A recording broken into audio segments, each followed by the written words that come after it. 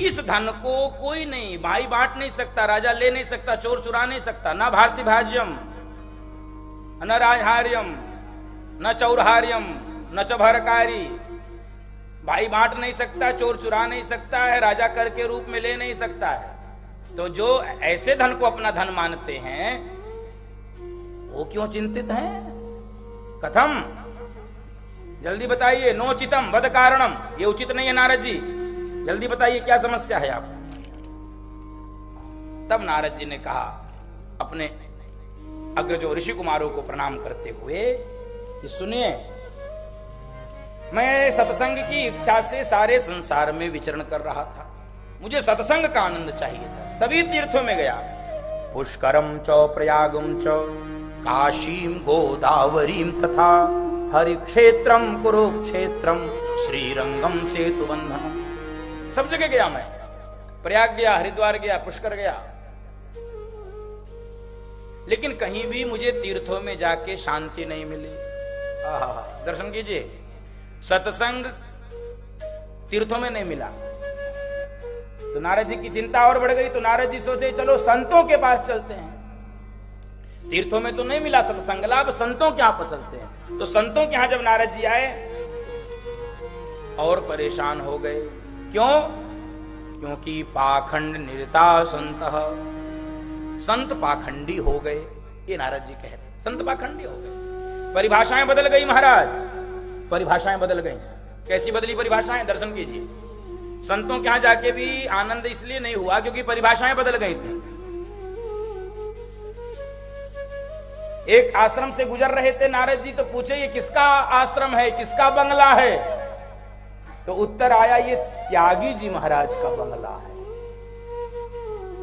तो एक आश्रम के बाहर से निकल रहे थे तो भीतर कुछ आवाज आ रही थी, कोलाहल हो रहा था। उन्होंने पूछा भैया ये किसका आश्रम है? तो उत्तर मिला ये मौनी महाराज का आश्रम है। आगे एक आश्रम के बाहर बच्चे खेल रहे थे, तो नारद जी ने पूछा ये किसका आश्रम है? तो पता चला ये ब्रह्मचारी जी का आश्रम है। ऐसी संतों की स्थिति हो गई, परिभाषाएं बदल गई। त्यागी जी का बंगला है, मौनी जी के यहां हल्ला हो रहा है, ब्रह्मचारी जी के बच्चे खेल रहे हैं। बोलो भक्त वत्सल भगवान की जय। तो संतों के यहां से जब मन मेरा टूटा, मन उखड़ा, तो हमको लगा गृहस्थ आश्रम सबसे श्रेष्ठ आश्रम है। यथा वायुम समाश्रित्य वर्तन्ते सर्वजन्तवाः तथा गृहस्थमाश्रित्य वर्तन्ते सर्व आश्रमाः। सबसे सुंदर आश्रम गृहस्थ आश्रम है। जैसे वायु के सहारे सभी जीव जीवित रहते हैं, सभी प्राणी जीवित रहते हैं, ऐसे ही गृहस्थ आश्रम के आधार पे ही सभी आश्रम जीवित रहते हैं। गृहस्थी नहीं होगा तो ब्रह्मचारी कहां से होगा? गृहस्थी नहीं होगा तो वानप्रस्थी कहां से होगा? गृहस्थी नहीं होगा तो सन्यासी कोई कैसे पैदा होगा? यद्यपि बाद में लोगों को थोड़ा कॉम्प्लेक्स हो जाता है सुपीरियरिटी को, उनको लगता है हम ही श्रेष्ठ हैं। ये तो गृहस्थी, ये ऐसी दृष्टि जिनको हो जाती है वो पाप करते हैं।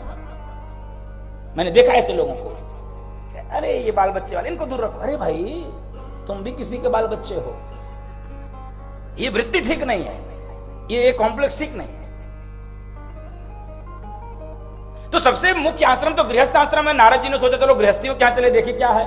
तो गृहस्थियों क्या जब पहुंचे तो नारद जी अपनी खोपड़ी पकड़ के बैठ गए। क्या हुआ? तरुणी प्रभुता गेहे श्याल को बुद्धिदायक कन्या विक्रीणो लोभात दंपति नाम च कल्पनम। गृहस्थियों क्या की तो ऐसी दशा वर्णन कर रहे हैं। ओहो, कहे देवी जी जब से घर में आई तो देवी जी का चलावा हो गया। कौन देवी जी? श्रीदेवी। कौन देवी? देवी जी जब से आई तब से उन्हीं की चलती है घर में। अब जिसकी चलती आप लोग जानते हो, मैं बोलूंगा नहीं। और माता पिता घर में बैठे रहे, उनसे तो कोई पूछता ही नहीं कुछ। हाँ ये जरूर कर देते हैं, उनकी खटिया और बाहर कर देते, उनकी चारपाई और बाहर कर देते, बाहर रहो चलो।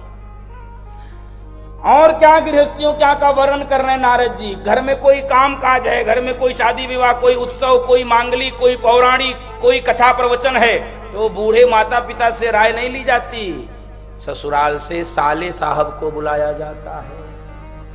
तो इस संसार में सबसे बुद्धिमान कौन है? बोलो, हिम्मत जुटाओ। साला। हाँ, इधर शाल को बुद्धिदायक। सबसे बुद्धिमान कौन धरती पे? साला। हाँ, ऋषि मुनि तो पानी भरते इनके आगे। वो क्या, ये स्थिति है। तरुणी प्रभुता आगे है, शालों को। और विचित्र स्थिति, ये तो भी दूसरा गियर था, टॉप गियर सुनो। वो क्या है? कन्या विक्रीणो लोभात दंपति नाम च कलकनम। लेन देन होकर शादी ब्याह होता है, फिर भी जीवन भर कलह होता है। लेन देन होकर अब बुद्धि मिलने से समधी नहीं बनता है, अब सौदा पटने से समधी बनता है। पहले बुद्धि मिले तो समधी, सम माने बराबर, धी माने बुद्धि, मिल गया तो समधी। तो अब बुद्धि मिले चाहे न मिले, सौदा पट जाए, जो भी। यानी अब बेटों को बेचा जा रहा है और बेटी का बाप अपने बेटी के लिए लड़का खरीद रहा है। अभी ये समस्या बनी हुई है। आप सिर हिलाओ न हिलाओ, आप अपने अंदर पूछो। अभी ये समस्या बनी हुई है, अभी भी दहेज को लेकर ही विवाह हो रहा है, अभी भी हो रहा है। अच्छा, इस बार कथा प्रेमियों को देख के एक हॉल और बना दिया गया है। वाह, आप लोग अभिनंदन के पात्र हैं। इस बार, पिछली बार वो स्थान नहीं था, एक अतिरिक्त स्थान बनाया गया है। कुछ हो चाहे ना हो, कथा असर कर रही है, ये तो मुझे भरोसा है। कथा असर कर रही है। कन्या, ये हमने गृहस्थियों क्या की दशा देखी, इसलिए मेरा मन खिन्न हो गया। तो जब मेरा मन खिन्न हो गया तो मैं सोचा कि अब कहीं और नहीं जाऊंगा, अब सीधे चलता हूं वृंदावन जाने को जी चाहता है। वृंदावन जाने को जी चाहता है, राधे राधे गाने को जी चाहता है, राधे राधे गाने को जी चाहता है। वृंदावन जाने को जी चाहता है, वृंदावन जाने को जी चाहता है, राधे राधे गाने को जी चाहता है, राधे राधे गाने को जी चाहता है।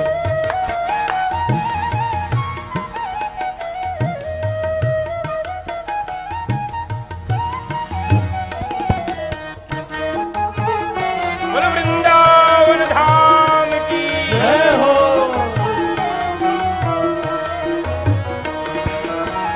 वृंदावन में बाके बिहारी, वृंदावन में बाके बिहारी, बाके बिहारी श्री बाके बिहारी, बाके बिहारी श्री बाके बिहारी।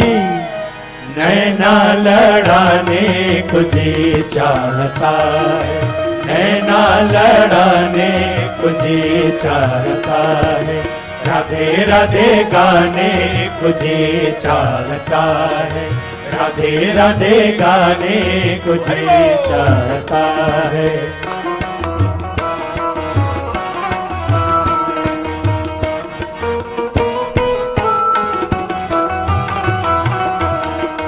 वृंदावन बिहारी लाल की जय हो।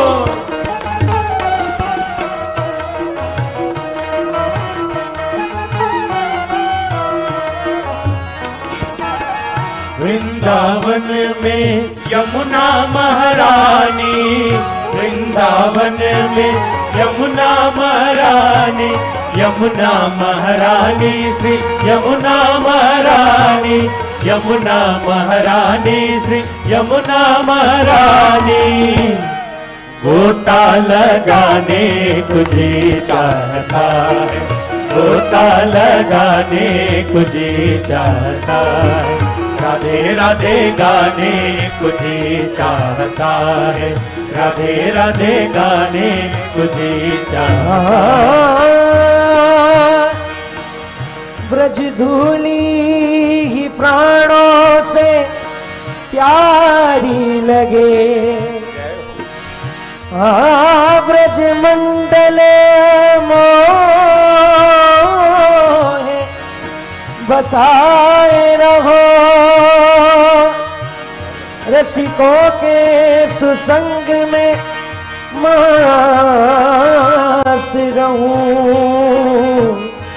जग जाल से नाथ बचाए रहो, नित बाकी झांकी निहारा करूं, छवि छाक से नाथ छकाए रहो, ओह बाके बिहारी यही विनती, इन नैनों से नैना मिलाए।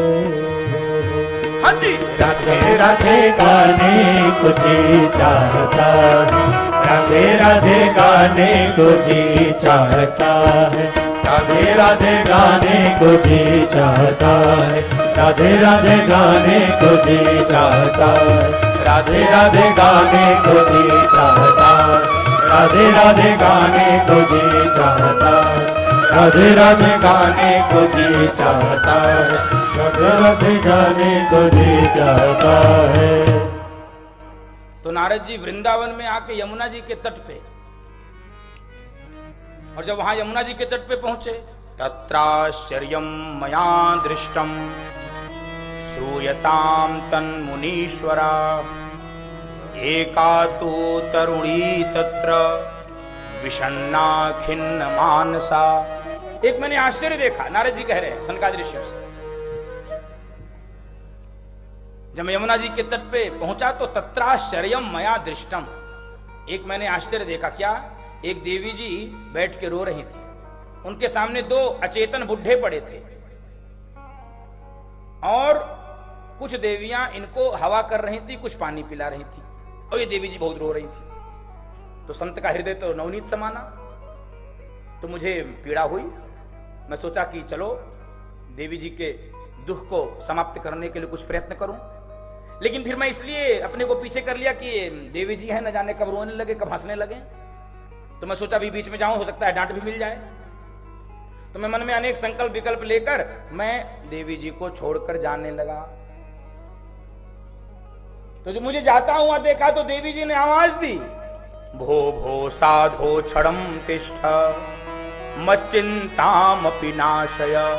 ओ साधु बाबा रुको, दर्शनम तव लोकस्य सर्वथाघहरम परम। आवाज आई देवी जी की, अरे महात्मा जी रुकिए, आप जैसे साधुओं का दर्शन करके जीव के ताप संताप मिट जाते हैं, आप हमको छोड़कर क्यों जा रहे हैं, इधर आइए। तब मैं जब वहां गया तो मैंने पूछा, देवी आप कौन हैं? कासी तुम, अपना परिचय दीजिए। और ये दोनों बुड्ढे, का विमऊ, ये दोनों बुड्ढे कौन है? और का इमाह, ये आपको घेर कर जो देवियां खड़ी हैं ये कौन है? तो उन देवी जी ने अपना परिचय सुनाया कि सुनिए महात्मा जी मैं कौन हूं। अहम भक्तिरिति ख्याता इमऊ में तनयौ मतौ ज्ञान वैराग्य नामानो काल योगेन जर्जरो। ये कौन है सुनो, मैं भक्ति महारानी से इस जगत में विख्यात हूं। ये भागवत जी की महिमा सुनाई जा रही है बंधु माताओं, अपना ध्यान एकाग्रचित रखिए। मेरा नाम भक्ति है और मैं सारे संसार में भटकने के बाद वृंदावन पहुंची। दक्षिण भारत में पैदा हुई, कर्नाटक में बड़ी हुई, महाराष्ट्र आदि प्रदेशों में हमारा सम्मान हुआ। कई स्थानों को छोड़कर मुझे भागना पड़ा क्योंकि वहां मुझे त्रास दिया गया, संत्रास दिया गया। और फिर मैं जब वृंदावन पहुंची तो मैं तो यौवन संपन्न हो गई, मैं तो नवयुवती बनकर बैठी हूं, लेकिन मेरे बच्चे मेरी आंखों के सामने बुढ़े हो गए। आप कल्पना करिए, मां युवती रहे और बच्चे बुढ़े, कैसा लगेगा? तो इन दोनों बच्चों की जर्जरित अवस्था ही मेरे दुख का कारण है। ये दोनों बच्चों की वृद्धावस्था, जर्जरित अवस्था ही मेरे दुख का कारण है। नारद जी एक क्षण में ही सारी समस्या को समझ लिए। ओ हो, सारी समस्या मैं समझ गया। क्या? जैसे प्रत्येक ग्रास ग्रहण करने से, प्रत्येक भोजन के ग्रास, निवाला, कौर जो भी कहते हैं, प्रत्येक निवाले को ग्रहण करने से क्या क्या होता है? भूख भी मिटती है, पेट भी भरता है और इंद्रियों में बल भी आता है। तीनों के लिए अलग अलग भोजन नहीं करना पड़ता है कि पेट भरने के लिए अलग भोजन, मन भरने के लिए अलग भोजन, भूख मिटाने के लिए, और इंद्रियों में बल आवे तो उसके लिए अलग भोजन। प्रत्येक ग्रास से पेट भी भरता है, भूख भी मिटती है और इंद्रियों में बल भी। ऐसे ही जैसे तीनों एक दूसरे के पूरक हों। समझ गए नारद जी? जैसे भगवत चरणों में प्रेम बढ़ता जाएगा, प्रीति बढ़ती जाएगी, तो भगवान के स्वरूप का बोध हो जाएगा। और जो जो भगवान के स्वरूप का बोध होने लगेगा, त्यों त्यों संसार से विरक्ति हो जाएगी। समझे? भक्ति यानी भगवान से प्रेम, ज्ञान यानी भगवान के स्वरूप का बोध, और वैराग्य यानी संसार से विरक्ति। तीनों एक दूसरे के पूरक हैं। जैसे बिना संतान के मां का मातृत्व नहीं पूर्ण होता है, ऐसे ही ज्ञान और वैराग्य के बिना भक्ति भी पूर्ण नहीं होती है। भक्ति खूब कर रहे हैं लेकिन ज्ञान नहीं कुछ हो रहा है, भक्ति खूब कर रहे हैं, वैराग्य हो नहीं रहा, संसार से आसक्ति समाप्त नहीं हो रही है। आसक्ति किसे कहते हैं? जो कभी भी आ सकती है, जो किसी में आ सकती है, जो कैसे आ सकती है, और आ सकती है तो जाती नहीं, वहीं रह जाती है, उसी को क्या कहते हैं? आसक्ति। तो ये तीनों एक दूसरे के पूरक हैं, भक्ति, ज्ञान, वैराग्य। नारद जी ने कहा, क्योंकि देवी जी ने कहा कि देखो, अगर यही हाल मेरे बच्चों का रहा तो इदम स्थानम परित्यज्य विदेशो गम्यते मया। यदि ये मेरे बच्चे स्वस्थ नहीं हुए तो मैं इस स्थान को छोड़ के विदेश भाग जाऊंगा। और वैसे भी विदेश बिना जाए लोगों को आनंद होता नहीं है। हाँ, पहले तो संतों महात्माओं को बिना विदेश जाए लगता कि नहीं, अभी तो कुछ हुआ ही नहीं यात्रा।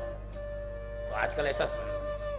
तो नारद जी ने कहा, देखो भाई, देवी जी एक बात बता दूं, घोर कलिकाल हो गया प्रारंभ, और इस कलिकाल में भी आप वृंदावन में स्वस्थ होकर नाच रही है, क्या कम कृपा है?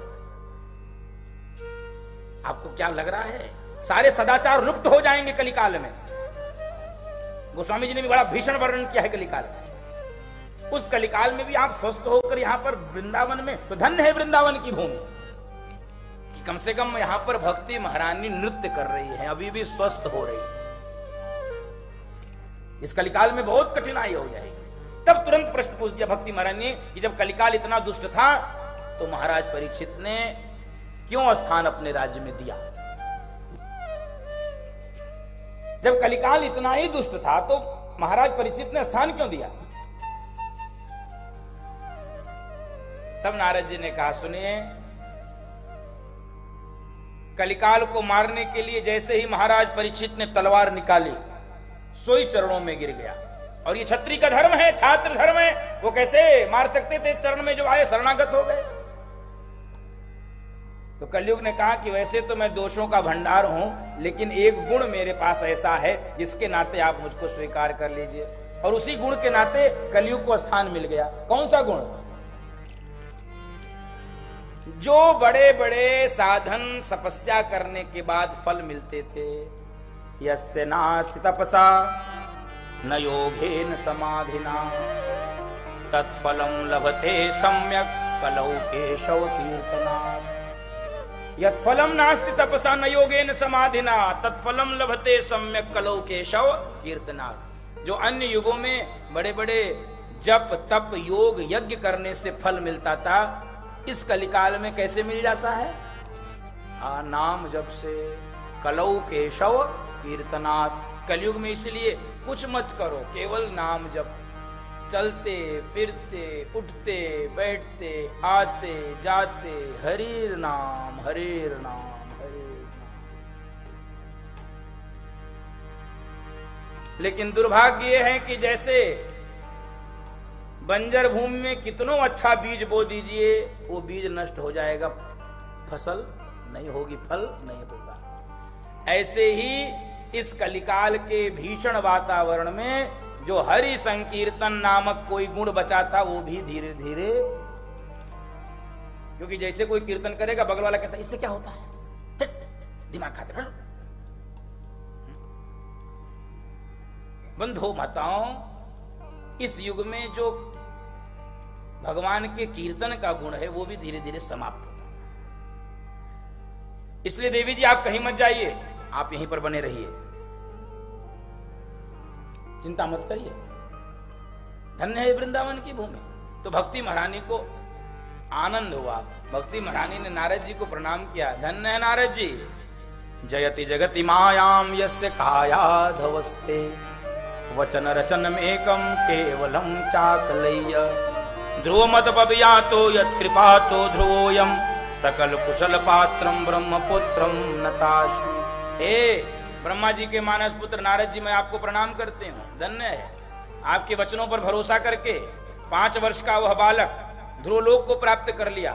आपके वचनों को भरोसा करके कयाधु नंदन प्रहलाद भक्ति के परम आचार्य बन गए। तो आप जैसे संतों की कृपा जिस पर हो जाए, आप जैसे संतों के वचनों को जो मान ले, क्या नहीं उसका हो सकता है। इसलिए मैं अपना विचार त्याग कर रही हूं, मैं वृंदावन में रहूंगी। और वृंदावन में इसलिए रहो क्योंकि वो बिहारी जी कहीं गए नहीं हैं, जिन्होंने सबकी रक्षा की, पांडवों की रक्षा की, गोकुल की रक्षा की, मथुरा की रक्षा की, वो वृंदावन बिहारी लाल अभी भी हैं। उन्हीं के चरणों का ध्यान करो, उन्हीं से प्रार्थना करो, हे प्रभु आप तो है ही हैं, रक्षा करो मेरी। बांके बिहार ब्रज के नंद ब्रज के नंद लाला राधा जी के सांवरिया, अभी वो है यहाँ पर। ब्रज के नंद लाला राधा जी के सांवरिया, सब दुख दूर हुए जब तेरा नाम लिया, सब दुख दूर हुए जब तेरा नाम लिया। ब्रज के नंद लाला राधा जी के सांवरिया, ब्रज के नंद लाला राधा जी के सांवरिया।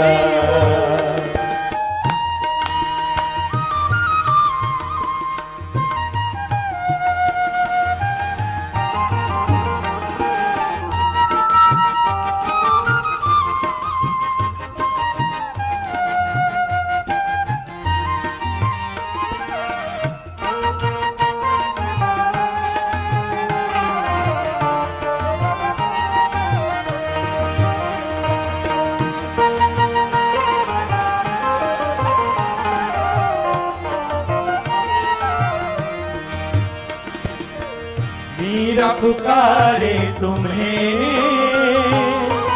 गिरधर गोपाला, मीरा पुकारे तुम्हें गिरधर गोपाला, बन गया अमृतमय विष का भरा प्याला, बन गया अमृतमय विष का भरा प्याला। कौन मिटाए उसे जिसे तूने राख लिया, कौन मिटाए उसे जिसे तूने राख लिया। सब दुख दूर हुए जब तेरा नाम लिया, सब दुख दूर हुए जब तेरा नाम लिया, ब्रज के नंद लाला राधा जी के सांवरिया, ब्रज के नंद लाला राधा जी के सांवरिया।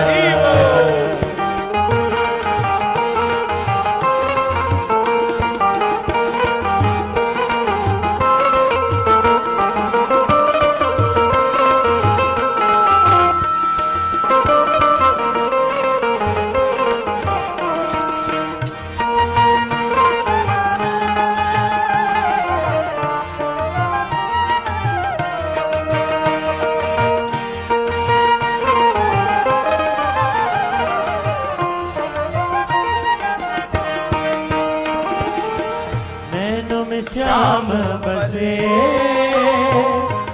मन में बनवारी, नैनों में श्याम बसे मन में बनवारी, सुध बिसराए गई मुरली की धुन प्यारी,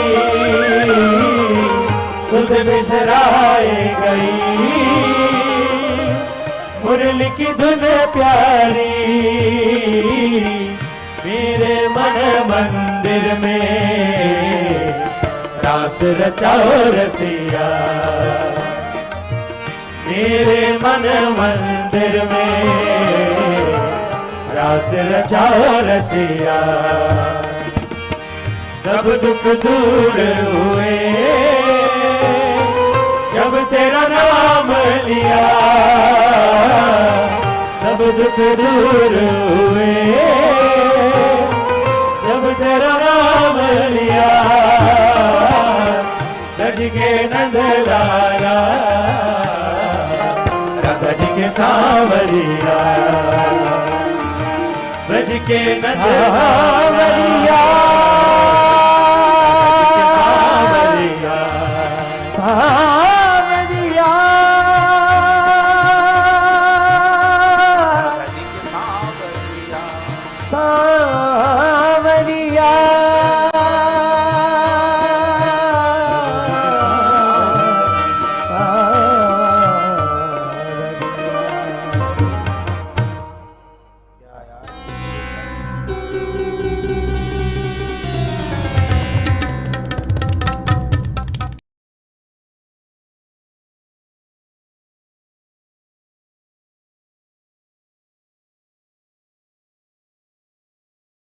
आनंद टीवी से जुड़ने के लिए आप हमें व्हाट्सएप करें 9277395752 पर।